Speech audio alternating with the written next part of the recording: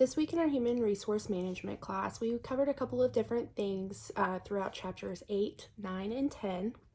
In chapter 8, we really looked at performance management systems, more or less just looking at the different type of methods that managers need to be able to recognize and know when to utilize.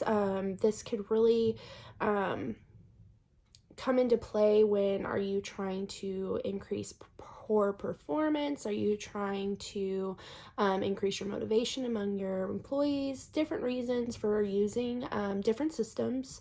Chapter 9, we looked at different development methods. I found this chapter pretty interesting this week. As it is a little bit related to the research topic that I chose to cover for the end of the class. This really could look at, or the chapter went in and looked at different coaching methods that managers might need to be able to implement, different, again, development methods. Are you going to be using traditional education courses? Are you going to be looking at interpersonal human skills? Are you going to be using social media?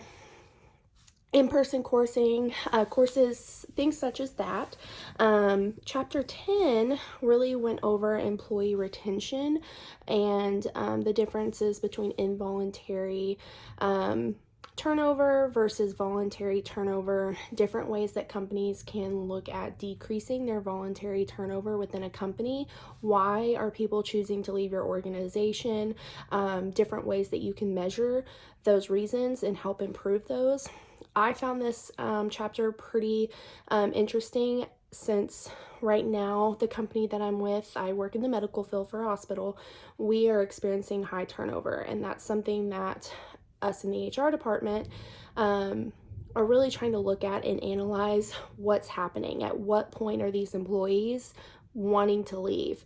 I think right now our turnover rate within 1 year of employment is like 60%, so it's incredibly high.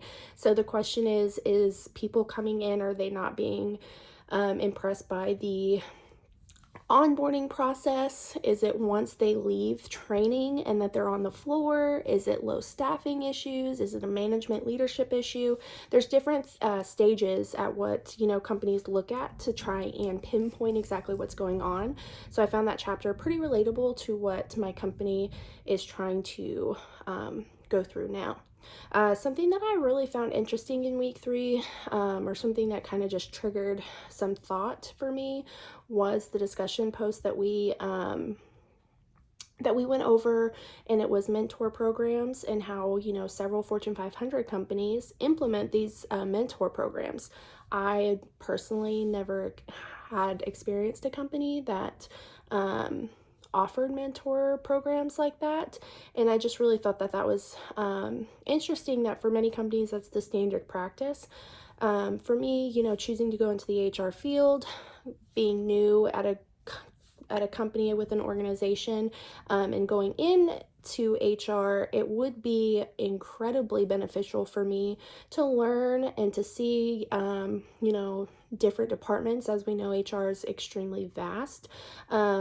So having been able to have the option for a mentor program, that would have been incredible. I really hope that someday that is something that's more common. But definitely triggered some thought this week, and as every other week so far, I've really been able to take the material from this coursework and apply it to my actual job that I'm in now. So I've enjoyed it and can't wait for next week.